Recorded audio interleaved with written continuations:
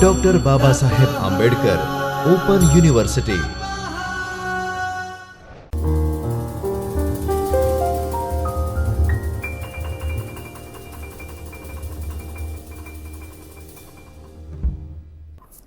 नमस्कार विद्यार्थी मित्रों, doctor Baba Saheb Ambedkar open university के चैतन्य स्टूडियो के इस आभासी कक्षा में मैं प्राध्यापिका पारुल परमार आपका हार्दिक स्वागत करती हूँ। आज हम TYBA के प्रश्न पत्र 6 की इकाई 28 नाट्य साहित्य के तीसरे भाग के बारे में बात करेंगे। पिछले 2 भाग में हमने हिंदी नाटक का उद्भव और हिंदी नाटक के विकास के बारे में जाना। अब हम आगे नाटक विधा के विभिन्न रूप के बारे में जानेंगे। आधुनिक हिंदी नाट्य साहित्य नए नए प्रयोगों का साहित्य है। हिंदी नाटक में जहाँ वस्तुगत नवीन उपलब्धियाँ हुई है, वहाँ उसमें शैली शिल्प के नए प्रयोग भी हुए हैं। हिंदी नाटक ने पाश्चात्य विचारधारा, दृष्टिकोण और तकनीक को अपनाया और अपने आप को बदलते हुए युग जीवन के अनुरूप ढालकर समृद्ध किया। आज का हिंदी नाटककार यह अच्छी तरह अनुभव कर रहा है कि जीवन की नित्य प्रतिदिन की झांकी, मानव चरित्र की झलक स्वाभाविक रूप में प्रस्तुत करना कितना आवश्यक है। इस स्वाभाविकता को लाने, मानव जीवन की विविधता, विषमता को अभिव्यक्ति देने और हिंदी नाटकों को रंगमंचीय बनाने के लिए नाटकों के रचना विधान में परिवर्तन आया। इन परिवर्तनों के कारण इस नाटक के विविध रूप सामने आए, जैसे गीति नाट्य, एकांकी, रेडियो नाटक, नुक्कड़ नाटक। उसमें सबसे पहले हम बात करें हिंदी के गीति नाट्य की, तो हिंदी नाट्य साहित्य में गीति नाट्य एक नया प्रयोग है।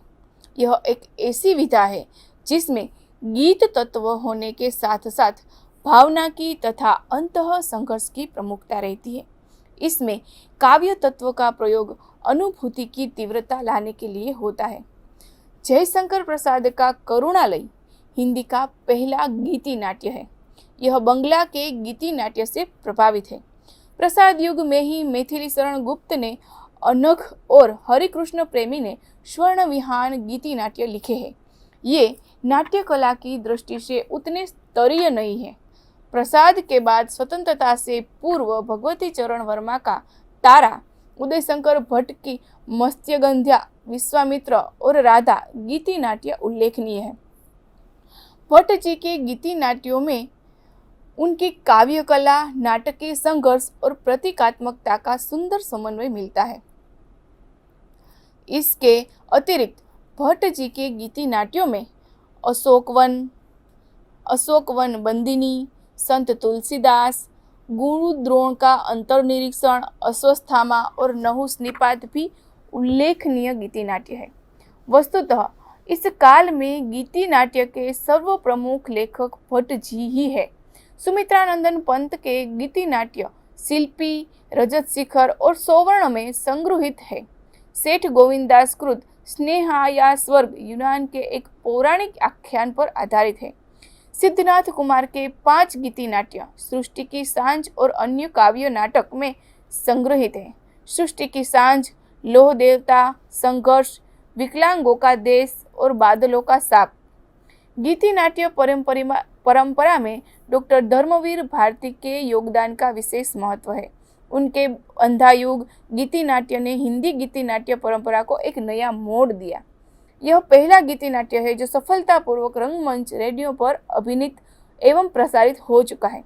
पहली बार इसमें नाटक और काव्य की विशेषताओं का समन्वय दिखाई देता है। धर्मवीर भारती ने महाभारत की कथा को आधार बनाया है। इस कथा के माध्यम की वैचारिक, राजनीतिक, सामाजिक समस्याओं को प्रतिपादित किया है।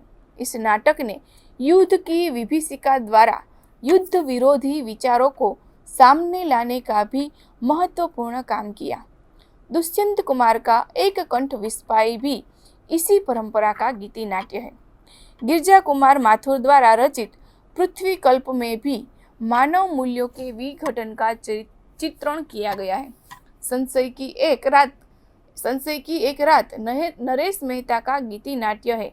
इसका मूल आधार राम के हृदय में उत्पन्न यह संशय है कि रावण द्वारा अपहता सीता के लिए युद्ध करे या न करे। युद्ध के पक्ष विपक्ष में नरेश मेहता ने अनेक तर्क प्रस्तुत किए हैं। राष्ट्रीय सम्मान की रक्षा के लिए युद्ध की अनिवार्यता पर बल दिया गया है। जहाँ तक शिल्प का प्रश्न है, विस्तृत और संश्लिष्ट होने के कारण नाटकीय गति और सौंदर्य में बाधक है। उत्तर प्रियदर्शी अज्ञेय द्वारा रचित गीति नाट्य है। इसका कथानक ऐतिहासिक पौराणिक है। भारत भूषण अग्रवाल कृत गीति नाट्य अग्निलोक में सीता निर्वासन प्रसंग लिया गया है। राम एक परंपरा पूजक पुरातन पंथी के रूप में और सीता एक शोषित उत्पीड़ित तर्कशिला सजग नारी के रूप में चित्रित हुई है। सीता के बलिदान से राम के हृदय पर अग्निलिंक अंकित हो जाती है और उनका जीवन दर्शन बदल जाता है। अभिनेता की दृष्टि से यह सफल नहीं कहा जा सकता। डॉक्टर लक्ष्मी नारायण लाल कृत सूखा सरोवर एक लोक कथा पर आधारित गीति नाटक है। इसमें शासक के सत्ता लोलुप और कर्तव्य विमुख होने से प्रेम के अभाव में जीवन के सरोवर के सूखने की बात कही गई है। मूल्यों के विघटन की समस्या को प्रतीकों के माध्यम से दर्शाया गया है। ये गीति नाट्य शैली, शिल्प और अभिनेता की दृष्टि से अधिक महत्वपूर्ण नहीं है। हिंदी गीति नाट्य के बाद बात करें हम हिंदी एकांकी की, तो नाट्य इतिहास के आधुनिक युग में एकांकी एक स्वतंत्र विधा के रूप में विकसित हुआ। इसकी विशेषताएं निम्नलिखित कही जा सकती है, जैसे कि संपूर्ण नाटक की एक ही अंक में समाप्ति, एक ही खंड, स्थिति या संवेदना का प्रस्तुतिकरण, एक ही मूल कथानक, कथा में प्रभाव की सघनता और तीव्रता, कम पात्र, गौण पात्र नगण्य, स्थान, कार्य और समय की एकता, इन सारी बाबतों को एकांकी की विशेषता कही जा सकती है। भारतेंदु हरिश्चंद्र के अंधेर नगरी, विशस्य विषमौषधम, वैदिकी हिंसा हिंसा न भवति आदि नाटक एक अंक में समाप्त होने वाली रचनाएं हैं।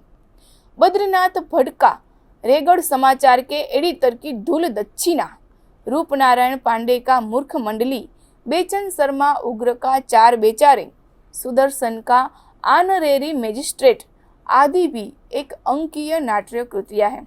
इन लघु नाटकों में प्राचीन परंपरा का प्रभाव भी दिखाई पड़ता है, किंतु आज हम जिसे एकांकी नाटक कहते हैं उसका स्वरूप इस परंपरा से बहुत भिन्न है। हिंदी एकांकी का प्रारंभ जयशंकर प्रसाद के एक घूंट से माना जाता है। इसमें एकांकी की तकनीक का पूरा निर्वाह किया गया है। हिंदी में पाश्चात्य एकांकी के शिल्प से प्रभावित एकांकी नाटकों की रचना 1930 के दशक से होने लगी। हिंदी में एकांकी की परंपरा को विकसित करने का श्रेय डॉक्टर राम कुमार वर्मा को दिया जाता है। उनका पहला एकांकी बादल की मृत्यु 1930 ईस्वी में प्रकाशित हुआ। इसके बाद वे निरंतर एकांकी रचना करते रहे। हिंदी एकांकी का उदय उस समय हुआ जब देश में स्वतंत्रता आंदोलन पूरी तरह जोरों पर था। एकांकी की विषय वस्तु भी अन्य साहित्यिक विधाओं की भांति अपने समय की आवश्यकताओं से प्रेरित थी। इस दौर के एकांकी नाटकों में भी देश प्रेम, राष्ट्रीय भावना और समाज सुधार की आदि विषयों को लेकर एकांकी बनाया गया था। इसके लिए ऐतिहासिक कथानकों का सहारा लिया गया। दूसरी ओर सामाजिक समस्याओं के लिए तत्कालीन सामाजिक यथार्थ को विषय बनाया गया। इतिहास आधारित एकांकी नाटकों में प्राचीन इतिहास और साहित्य के उन प्रसंगों को चुना गया जिनसे देश की प्राचीन गरिमा का पता चले तथा साहस, बलिदान, शौर्य और त्याग जैसे सद्गुणों से जनमानस उद्वेलित हो सके। राम कुमार वर्मा के शिवाजी, औरंगजेब की आखिरी रात, चारुचित्रा, विक्रमादित्य, पृथ्वीराज की आंखें, तो जगदीश चंद्र माथुर का कलिंग विजय, डॉक्टर सत्येंद्र का कृणाल, चतुर्सेन शास्त्री के पन्नाधाय, हाड़ा रानी तथा हरिकृष्ण प्रेमीकृत मान का मंदिर, मालव प्रेम आदि एकांकी नाटकों में इतिहास के उन प्रसंगों को कथानक का विषय बनाया गया जो तत्कालीन परिस्थितियों में राष्ट्रीय चेतना को मजबूत बना सके। चौथे और पांचवें दशक में समस्या मूलक हिंदी नाटक अधिक लिखे गए। इन एकांकियों में युगीन समस्याओं को प्रस्तुत करके उनके समाधान भी जाने लगे थे। पाश्चात्य सभ्यता से प्रभावित भारतीय समाज में नई समस्याएं उठ खड़ी हुई। एक और प्राचीन रूढ़ियों और मान्यताओं के प्रति विद्रोह भाव जाग रहा था, तो दूसरी ओर नारी के स्वतंत्र व्यक्तित्व, प्रेम और विवाह की समस्याएं तथा विकृत कुंठाएं समाज और व्यक्ति को घेरने लगी थी। यद्यपि 1936 में भुवनेश्वर प्रसाद का कारवां एकांकी संग्रह प्रकाशित हो चुका था, जिसमें समाज की कुंठाजन्य विकृतियों और यौन समस्या को उभारा गया था, लेकिन ये प्रकाश में नहीं आ पाया। भुवनेश्वर पर इब्सन और बर्नार्ड शॉ का प्रभाव पड़ा। भुवनेश्वर सर्वथा नई तकनीक और दृष्टि लेकर हिंदी एकांकी क्षेत्र में आए। राष्ट्रीय आंदोलन और गांधीवादी विचारधारा के प्रभाव से अहिंसा, सांप्रदायिकता, जाति उत्थान जैसी समस्याओं के समाधान में भी एकांकी नाटकों का सृजन किया गया। इस युग के एकांकीकारों ने समाज की सूक्ष्म कमजोरियों को देखा, समझा, पहचाना और उसका समाधान प्रस्तुत किया। उदय शंकर भट्ट ने सेठ लाभचंद, 10,000, 1935 आदि एकांकियों में मध्यम वर्गीय बाह्य आडंबरों पर चोट की है। नेता एकांकी में उन्होंने स्वार्थी राजनीतिक व्यक्तियों पर गहरा व्यंग्य किया है। उपेंद्रनाथ अस्क ने अपने झोंक एकांकी में सामाजिक परंपराओं से झोंक की तरह चिपके हुए व्यक्तियों का चरित्र उजागर किया है।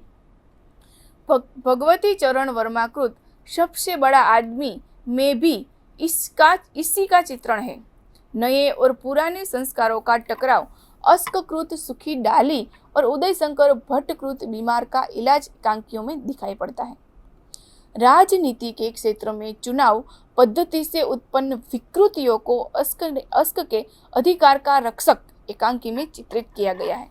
इस तरह युगीन समस्याएं केवल प्रेम और विवाह से ही जुड़ी हुई नहीं है, वरन नई पुरानी विचारधारा के संघर्ष, व्यक्ति की स्वतंत्रता, टूटते संयुक्त परिवार, राजनीति, मजदूर आंदोलन आदि विविध विषयों से संबंधित है। इस युग के एकांकी नाटकों में कथानक स्थूल से निरंतर सूक्ष्म की ओर अग्रसर हुए हैं। मनोद्वंद्व के सूक्ष्म चित्रण के साथ ही एकांकियों के शिल्प में सांकेतिकता को महत्व मिलने लगा। गणेश प्रसाद द्विवेदी के सुहाग बिंदी, दूसरा उपाय ही क्या है, वह फिर आई थी एकांकी नाटकों में नारी और पुरुष मन की गहराई को चित्रण मिलता है और शिल्प की बारीकी के दर्शन होते हैं। एकांकी में जैसे जैसे कथानक और शिल्प में बारीकी आती गई, वैसे वैसे आदर्श के स्थान पर यथार्थवादी प्रवृत्तियां अधिक उभर कर सामने आती गई। चंद्रगुप्त विद्यालंकर के मनुष्य की कीमत, भेड़िए नवप्रभात आदि एकांकियों में समाज और राष्ट्र की विविध समस्याओं का अंकन यथार्थवादी ढंग से किया गया। स्वतंत्रता प्राप्ति के बाद हिंदी एकांकी निरंतर विकास की ओर अग्रसर है। इस काल के कुछ नाटकों में इतिहास पर आधारित कथानक लिए गए। इन कथानकों का उद्देश्य इतिहास के तथ्यों को ही प्रकट करना नहीं था, वरन इतिहास के माध्यम से वर्तमान संदर्भों को प्रस्तुत करना था। डॉक्टर लक्ष्मी नारायण लाल के ताजमहल के आंसू, जहांनारा का स्वप्न, नूरजहां की एक रात, वरुण वृक्ष का देवता आदि एकांकी नाटकों में प्रतिशोध, करुणा आदि का मनोविश्लेषण मिलता है। विनोद रस्तोगी मध्यकालीन इतिहास द्वारा नारी के शौर्य और बलिदान की गौरव गाथा प्रस्तुत करते हैं, जैसे आज मेरा विवाह है, जालवी विजय, कसम कुरान की, काला दाग, दो चांद आदि एकांकी को देख सकते हैं। हिंदी एकांकी ने रंगमंच को भी एक कलात्मक रूप दिया। विष्णु प्रभाकर, मोहन राकेश और डॉक्टर सुरेश चंद्र शुक्ल के एकांकी नाटकों में समाज की विद्रूपताओं और समस्याओं का गहरा अंकन मिलता है। मोहन राकेश कृत अंडे के छिलके एकांकी में पुरानी और नई पीढ़ी के जीवन मूल्यों की टकराहट को दर्शाया गया है तथा मानव मन की ग्रंथियों और कुंठाओं को खोला गया है। विष्णु प्रभाकर कृत ये रेखाएं, ये दायरे एकांकी में परिवार नियोजन की समस्या उठाई गई है तथा आंचल और आंसू में बहुपतित्व की समस्या पर प्रकाश डाला गया है। सेक्स के विकृत रूप को लेकर भी कई एकांकी रचे गए। सत्येंद्र सरत ने गुड बाय अनीता, एस्फोडेल और प्रतिशोध में काम समस्या और उससे उत्पन्न तनाव का चित्रण मिलता है। राजनीतिक गुटबंदी और शासन तंत्र के खोखलेपन को लेकर भी कई एकांकी नाटक रचे गए। अवसरवादी राजनीतिक कार्यकर्ताओं की स्वार्थपरता, धांधलेबाजी और अनुशासनहीनता देश की बर्बादी का कारण बनती है। सरकारी दफ्तरों का माहौल, ये सारी बातें एकांकी का विषय बने हैं। विष्णु प्रभाकर का कांग्रेस मैन बनो, राजेंद्र कुमार शर्मा के अफसर और एक दिन की छुट्टी एकांकी इसी तरह के एकांकी है। आज का हिंदी एकांकी नाटक प्रयोगशील है। इसमें कथ्य, रंगमंचीय शिल्प, संघर्ष, संवाद, पात्रों के मनोविश्लेषण आदि से संबंधित नए नए प्रयोग किए गए हैं। आज का एकांकी नाटक मंच की अपेक्षा करके चलता है। इसमें प्रकाश और रंग संयोजन की कुशलता की ओर विशेष ध्यान दिया जा रहा है। अब एकांकी के बाद आते हैं रेडियो नाटक। तो रेडियो के अस्तित्व में आ जाने से रेडियो नाटक का चलन बढ़ने लगा। रेडियो माध्यम की विशेषता ही यही है कि इसके सहारे नाटक के पास श्रोताओं को पहुंचने की आवश्यकता नहीं पड़ती, वरन नाटक स्वयं ही श्रोताओं के पास पहुंच जाता है। रेडियो नाटक आंखों से देखा तो नहीं जाता, कानों से सुना जाता है। इसीलिए रेडियो नाटकों में अभिव्यक्ति का सबसे सशक्त साधन है। ध्वनि रेडियो नाटक की कथा इस तरह रची जाती है कि उसकी सफल अभिव्यक्ति भाषा, ध्वनि और संगीत के द्वारा हो सके। रेडियो नाटक की कथा ऐतिहासिक, पौराणिक, सामाजिक, राजनीतिक, धार्मिक, रहस्यात्मक, काल्पनिक सभी प्रकार की होती है। स्वगत कथन, फ्लैशबैक, स्वप्न दृश्य आदि रेडियो नाटक में आसानी से आ सकते हैं। यद्यपि रेडियो के माध्यम से नाटकों का प्रसारण बहुत समय से होता रहा है, पर रेडियो नाटकों का स्वतंत्रता प्राप्ति के बाद ही विकास हुआ है। रेडियो से प्रसारित होने वाला पहला हिंदी नाटक चतुरसेन शास्त्री का राधा कृष्ण माना जाता है। 1947 से पहले के रेडियो नाटक में विषय की दृष्टि से पुराण, इतिहास और रोमांस की प्रधानता रही। इनका उद्देश्य केवल हल्का मनोरंजन था। 1940 ईस्वी से उपेंद्रनाथ अश्क ने रेडियो के लिए लिखना प्रारंभ किया। उनके अनेक प्रसिद्ध एकांकी पहले रेडियो पर ही प्रसारित हुए। 1941 ईस्वी से शिवदान सिंह चौहान, करण सिंह, सेमरिक्सा, चिरंजीत की रचनाएं भी रेडियो से प्रसारित होने लगी। कुछ वर्षों बाद गिरजा कुमार माथुर ने भी रेडियो के लिए लिखना प्रारंभ कर दिया। रेडियो नाटक के इसी प्रारंभिक दौर में चंद्रकिशोर जैन का रेडियो नाटक विष कन्या बहुत प्रसिद्ध हुआ। बाद में डॉक्टर रामकुमार वर्मा ने इस दिशा में सराहनीय प्रयास किया। प्रारंभिक रेडियो नाटकों का विषय इतिहास, सामाजिक जागरण, राष्ट्र निर्माण एवं सांस्कृतिक उत्थान रहा। कल्पना, आदर्श एवं सुधार की प्रवृत्तियां रेडियो नाटक का मुख्य अंग बनी। इस तरह के नाटकों में प्रमुख है विष्णु प्रभाकर के उपचेतना का छल, सड़क, सांप और सीढ़ी, चिरंजीत के दादी माँ, जागी, महाश्वेता, खजाने का शाम्य, रेवती शरण शर्मा का कल, आग, राख और रोशनी, मोहन राकेश का रात बीतने तक, अषाढ़ का एक दिन, कंवारी धरती, दूध और दांत, अमृतलाल नागर का चक्करदार सीढ़िया और अंधेरा, गुंगा, उतार चढ़ाव, विनोद रस्तोगी का अंधेरा, मिलन और पांव, सिद्धनाथ कुमार का वे अभी कुंवारी है, वातायन खोलो, रंग और रूप, भारत भूषण अग्रवाल का महाभारत की सांझ, अजंता की गूंज और खाई बढ़ती गई, लक्ष्मीकांत वर्मा का आदमी का जहर, रबड़ का बबुआ, परतों की आवाज, चीनी और पाकिस्तानी आक्रमण के भावात्मक एकता और राष्ट्रीय भावना से ओतप्रोत रेडियो नाटक भी प्रसारित हुए। पूरे दशक में राष्ट्रीय भावना मूलक रेडियो नाटक अधिक लिखे गए। कुछ नाटकों पर विज्ञान का प्रभाव भी देखा जा सकता है।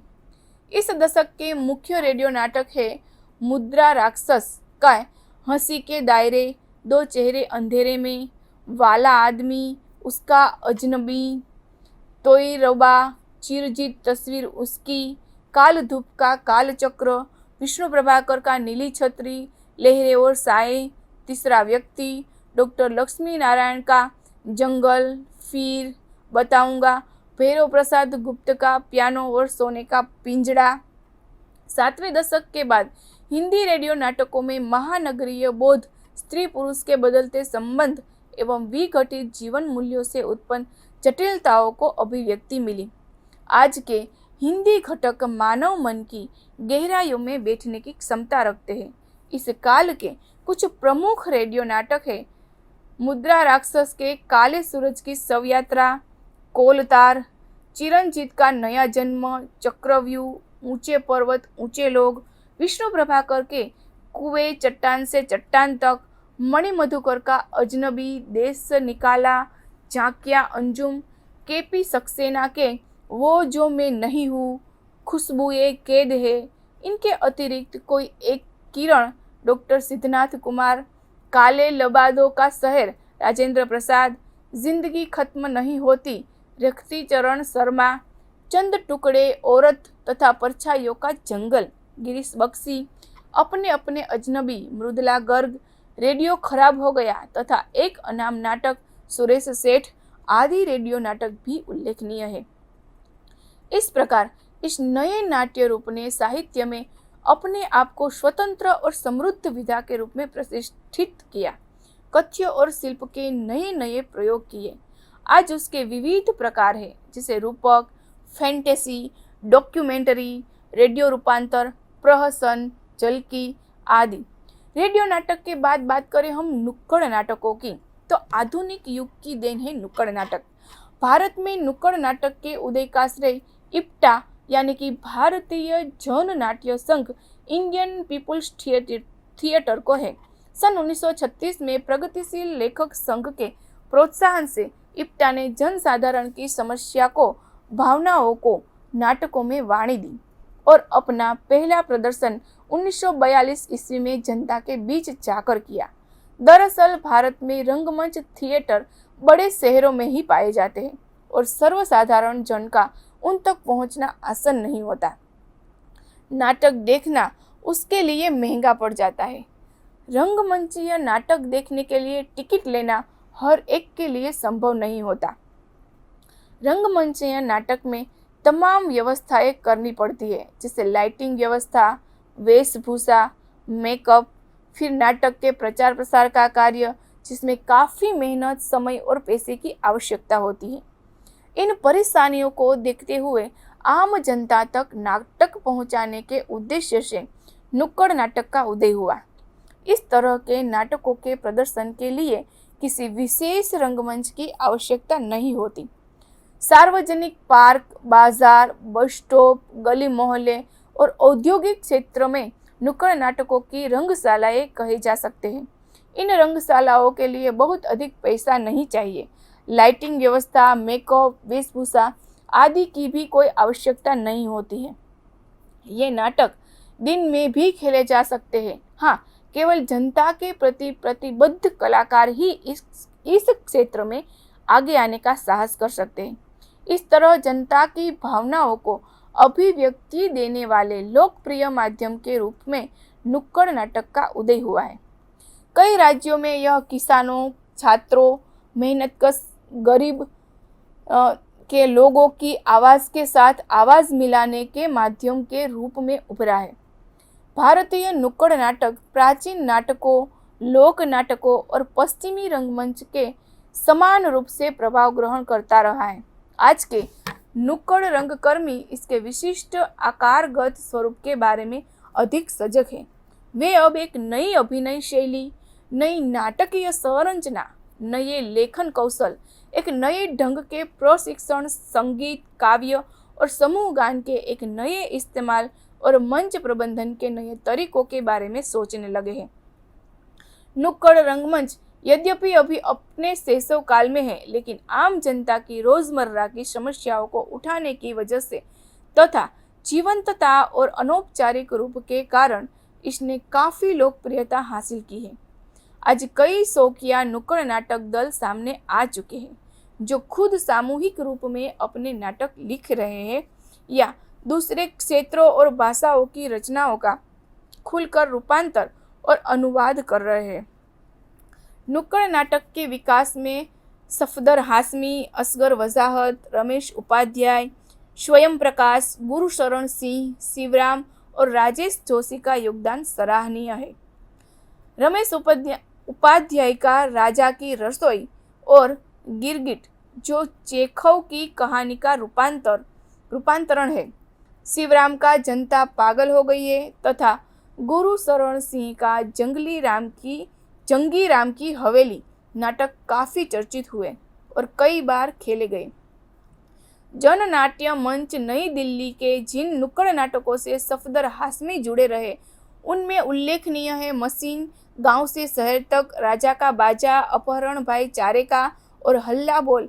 अकेले जननाट्य मंच ने गत 10 वर्षों में 90 शहरों में अलग अलग 22 नाटकों की 43,000 प्रस्तुतियां की है, जिन्हें 25 लाख से ऊपर दर्शकों ने देखा है। ऐसे समय में जब सामुदायिक मनोरंजन के सभी रूप तेजी से गायब होते ही रहे हैं, नुक्कड़ नाटक एक ऐसी कला को पुनर्जीवित कर रहा है जिसका आनंद ढेर सारे दर्शक उठा सकते हैं।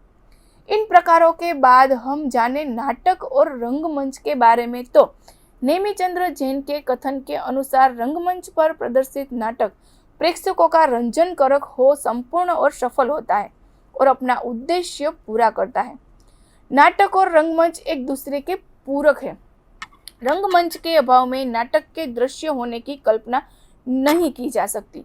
इसी तरह नाटक का संपूर्ण कथा विन्यास, उसका अंकों एवं दृश्यों में विभाजन तथा उसके अंतर्गत दृश्य विधान आदि की पृष्ठभूमि में रंगमंच ही नियत रहता है। अब हम बात करें स्वतंत्रता पूर्व हिंदी रंगमंच के विकास में देखें तो ऐसी कोई शक्तिशाली भारतीय नाट्य परंपरा उस समय हिंदी रंगमंच के सामने न थी जिसे वह अपने प्रेरणा स्रोत के रूप में ग्रहण करता। परंतु इसका अर्थ यह भी नहीं है कि हिंदी रंगमंच से पूर्व भारत में कोई नाट्य परंपरा ही नहीं थी। विकास और इतिहास की दृष्टि से संस्कृत नाट्यम परंपरा काफी प्राचीन थी। भरत मुनि ने नाट्य शास्त्र में नाट्य कला के विभिन्न अंशों पर विचार करने के साथ साथ रंगमंच और उसकी कला का भी विस्तृत विवेचन किया है। संस्कृत नाटकों की रचना अधिकतर रंगमंच पर अभिनीत किए जाने की दृष्टि से होती थी। मध्यकाल में रासलीला, रामलीला, नौटंकी आदि का उदय होने से जन रंगमंच का प्रचलन बढ़ने लगा, लेकिन तत्कालीन परिस्थितियों में इसका विकास भी संभव न हो सका। आधुनिक युग में संपूर्ण भारत में बंगाली रंगमंच ही सर्वप्रथम अस्तित्व में आया। व्यावसायिक होते हुए भी इस रंगमंच की दृष्टि में कला और साहित्य का अपूर्व समन्वय हुआ था, जिसमें सबसे पहले आएगा पारसी रंगमंच। तो 1870 ईस्वी से पारसी रंगमंच का आविर्भाव हुआ। 1867 से 68 में विक्टोरिया नाटक मंडली, 1870 में एल्फिंस्टन नाटक मंडली, 1871 में अल्फ्रेड नाटक मंडली, 1874 से 75 में ओरिजिनल विक्टोरिया नाटक मंडल मंडली और 1876 में एम्प्रेस विक्टोरिया नाटक मंडली की स्थापना हुई थी। इस थिएट्रिकल कंपनियों की कोई सुनिश्चित नाट्य शैली नहीं थी। कथानकों का चुनाव कभी पारसी प्रेम कथाओं से, तो कभी रामायण महाभारत से और कभी अंग्रेजी नाटक जैसे हेलमेट, रोमियो जूलियट से, या फिर कभी कभी जन प्रचलित कथाओं जैसे पूरन भगत, गोपीचंद आदि से किया जाता था। कथानक चाहे कैसा भी हो, मुख्य उद्देश्य दर्शकों का मनोरंजन करना होता था। पारसी रंगमंच की अति नाटकीयता और धन कमाने के सीमित उद्देश्य के कारण इनके नाटकों में अश्लील भाव भंगिमाएं, बचकाने नृत्य, स्थान स्थान पर गीत योजना और चमत्कारी दृश्यों द्वारा जनता का सस्ता मनोरंजन इनकी पहचान बन गया। हिंदी रंगमंच और सामान्य जनरुचि के लिए ये नाटक ठीक नहीं थे, लेकिन इन सीमाओं के बावजूद पारसी रंगमंच का अपना महत्व है। इसने हिंदी नाटकों को लोकप्रिय बनाने में भूमिका अदा की। इसी के कारण हिंदी रंगकर्मी निजी रंगमंच के प्रति सजग हुए। 19वीं शताब्दी के उत्तरार्ध से लेकर 1935 तक अपने रंगमंचीय जादू से बांधे रखना पारसी थिएटर के ही प्रभाव का कमाल था। अव्यावसायिक रंगमंच।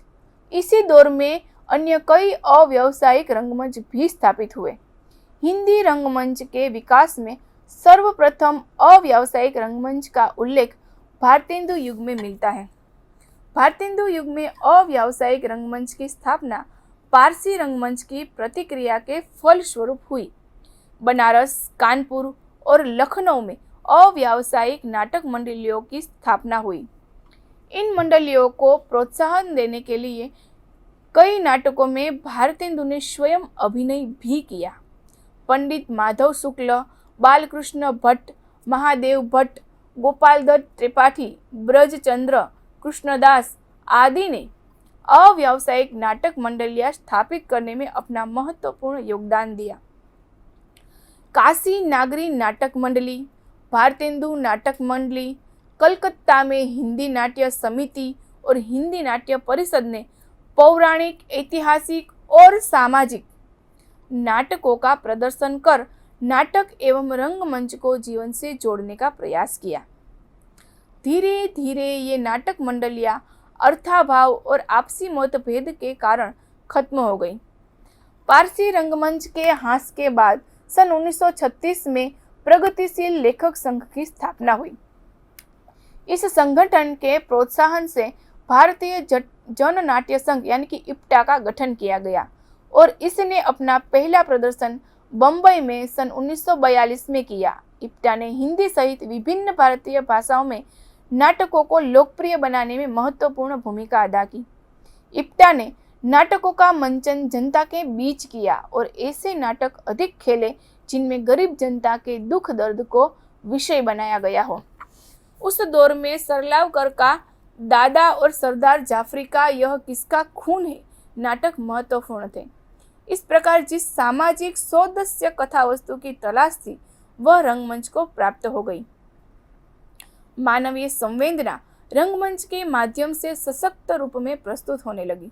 रंग विधान के साथ सौदेश्य नाटकों की रचना, यह लहर अखिल भारतीय स्तर पर एक फैलाने का वास्तविक कार्य भारतीय जन नाट्य संघ ने ही किया। लेकिन सन 1950 के बाद भारतीय जन नाट्य संघ का वह प्रभाव नहीं रहा। उसके बाद आते हैं पृथ्वी थिएटर्स। तो सन 1944 में पृथ्वीराज कपूर ने पृथ्वी थिएटर्स की स्थापना की। यह पारसी रंगमंच से प्रभावित होने पर भी उससे बहुत भिन्न था और इसने किसी न किसी रूप में प्रगतिशील नाट्य परंपरा से अपने को जोड़े रखा। यह मानव जीवन को यथार्थ रूप में प्रकट करने में सफल रहा। पृथ्वीराज कपूर का सशक्त अभिनय हिंदी रंग जगत में विशेषकर उल्लेखनीय है। पृथ्वी थिएटर्स में अभिनीत प्रमुख नाटक है दीवार, शकुंतला, पठान, गद्दार, आहुति, कलाकार, पेशावर, किसान। अंत में घाटे की वजह से 1960 में इसे बंद कर दिया। स्वतंत्रता के बाद स्वातंत्रोत्तर हिंदी रंगमंच का विकास में हम देखें तो सन 1947 के आसपास महानगरों बम्बई, दिल्ली के अतिरिक्त उपनगरों जैसे बनारस, कानपुर, लखनऊ, इलाहाबाद आदि में भी रंगमंचीय वातावरण क्रियाशील हो रहा था। अनेक छोटी बड़ी नाट्य संस्थाएं मूल नाटक या अनुवादों का अभिनय प्रस्तुत करने लगी थी। साथ ही साहित्यिक नाटकों का भी सृजन होने लगा था। प्रतिष्ठित घरों की महिलाओं ने अभिनय में भाग लेना आरंभ कर दिया गया था। जनसाधारण का भी ध्यान अभिनय कला की ओर आकृष्ट हुआ। वस्तुतः दिल्ली के रंगमंच ने अभिनय प्रदर्शन और रंगमंचीय गतिविधि को नया मोड़ दिया। स्वतंत्रता प्राप्ति के बाद भारत सरकार का ध्यान कलाओं के विकास की ओर आकर्षित हुआ और उसको समृद्ध बनाने के लिए भारत सरकार ने संगीत नाटक अकादमी की स्थापना की। राजधानी के रंगमंचों में उल्लेखनीय है Shri arts club, Delhi arts theatre, little theatre group, Delhi Indraprastha theatre, यांत्रिक, कला साधना मंदिर, रंगमंच नामक संस्था। इनके अलावा अग्रदूत, अंकिता, अभियान, छपानद, प्रयोग, सृजन आदि संस्थाएं दिल्ली में उभर रही है। सन 1959 ईस्वी में संगीत नाटक अकादमी की ओर से राष्ट्रीय नाट्य विद्यालय, नेशनल स्कूल ऑफ ड्रामा और एशियन थिएटर इंस्टीट्यूट की स्थापना हुई। अब नेशनल स्कूल ऑफ ड्रामा शिक्षा एवं संस्कृति मंत्रालय का एक स्वायत्त संगठन बन गया। इसमें 3 वर्ष की नाटक संबंधी शिक्षा प्रदान की जाती है। भारतीय और पाश्चात्य नाट्य साहित्य के अध्ययन के साथ साथ acting, singing, designing, costume design, lighting, makeup, theatre, architecture का अध्ययन कराया जाता है। साथ ही डायरेक्शन, स्टेज क्राफ्ट और स्कूल ड्रामेटिक्स का विशेष अध्ययन कराया जाता है। राष्ट्रीय नाट्य विद्यालय, नेशनल स्कूल ऑफ ड्रामा के विद्यार्थियों द्वारा समय समय पर नाटकों का अभिनय प्रदर्शन भी किया जाता है। इसके पास अपना ओपन एयर थिएटर भी है। इसके भूतपूर्व निर्देशक अब्राहम अलकाजी, बव कारंत और ब्रजमोहन शाह विशेष उल्लेखनीय है। 30 दिसंबर सन 1955 को कलकत्ता में अनामिका की स्थापना हुई। इसके निर्देशकों में श्यामानंद जालान, प्रतिभा अग्रवाल, बंडी तिवारी, कृष्ण कुमार और शिव कुमार जोशी उल्लेखनीय है। कलकत्ता में ही सन 1966 में अदाकार की स्थापना हुई। इसके निदेशक और संस्थापक है कृष्ण कुमार। कलकत्ता में संगीत कला मंदिर 1945 ने अपने नाटकों का प्रदर्शन सन 1963 में आरंभ किया। इसके निर्देशक बद्री प्रसाद तिवारी है। बम्बई में सत्यदेव दुबे के निर्देशन में चलने वाली नाट्य संस्था थिएटर यूनिट, जयपुर का रविंद्र रंगमंच, कानपुर की संस्था दर्पण, इलाहाबाद का प्रयाग रंगमंच, वाराणसी की नागरी नाटक मंडली, श्री नाट्यम आदि नाट्य संस्थाएं हिंदी रंगमंच के उत्थान में सक्रिय योग दे रही है। सारांश रूप हम कह सकते हैं कि नाट्य साहित्य को जानने के बाद हम सार रूप यही कह सकते हैं कि नाट्य साहित्य का आरंभ लगभग 19वीं शताब्दी से हुआ। अध्ययन की सुविधा के लिए हिंदी नाट्य साहित्य को विभिन्न युगों में बांटा गया। प्रसाद पूर्व हिंदी नाटकों में भारतेंदु युगीन और द्विवेदी युगीन नाटक आते हैं। हिंदी नाट्य कला के प्रवर्तक के रूप में भारतेंदु ने जो नेतृत्व किया उसे जयशंकर प्रसाद ने आगे बढ़ाया। पहली बार प्रसाद के प्रयास से हिंदी नाटक भारतीय संस्कृति की उपलब्धियों, राष्ट्रीय भावनाओं, ऐतिहासिक घटनाओं के द्वारा आधुनिक समस्याओं से युक्त हुए। प्रसाद के बाद स्वतंत्रता से पहले समस्या नाटकों का सूत्रपात हुआ, जिसके प्रवर्तक लक्ष्मी नारायण मिश्र है। स्वतंत्रता के बाद युग में हिंदी नाटकों में कथ्य और शिल्प की दृष्टि से महत्वपूर्ण परिवर्तन हुए, जिसकी विस्तृत चर्चा हमने की। इसी से जुड़ी हुई दूरदर्शन नाटकों की विधा भी धीरे धीरे अपना महत्वपूर्ण स्थान बना रही है। इसमें श्रव्य के साथ साथ दृश्य का भी सशक्त समावेश हुआ है। भविष्य में इससे नाट्य साहित्य को बहुत सी आशा है। आधुनिक नाट्य विधाओं में नुक्कड़ नाटकों का गिना जाना अब अनिवार्य हो गया है। इप्टा ने इसका आरंभ किया था और तब से इस विधा में विभिन्न नाटक लिखे और खेले जाते रहे। शिवराम, गुरुशरण सिंह, असगर वजाहत और राजेश जोशी के अतिरिक्त सफदर हाशमी का इसमें महत्वपूर्ण योगदान है। हिंदी नाट्य इतिहास के साथ साथ रंगमंच का इतिहास भी जुड़ा हुआ है, क्योंकि इनका चोली दामन का साथ है।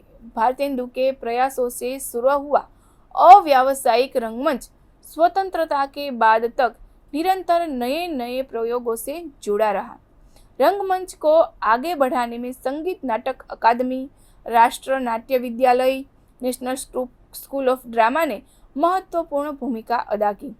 विभिन्न शहरों की अनेक नाट्य संस्थाएं रंगमंच के उत्थान में प्रयासरत रही है और हिंदी नाटक और रंगमंच को नई ऊंचाइयों पर पहुंचाया है। तो आज हमने यह इकाई 28 नाट्य साहित्य पूर्ण किया। इसके 2 भाग हमने इसके पहले पढ़ लिए और ये आखिरी भाग है और अब मिलेंगे नई इकाई के साथ। तब तक के लिए धन्यवाद।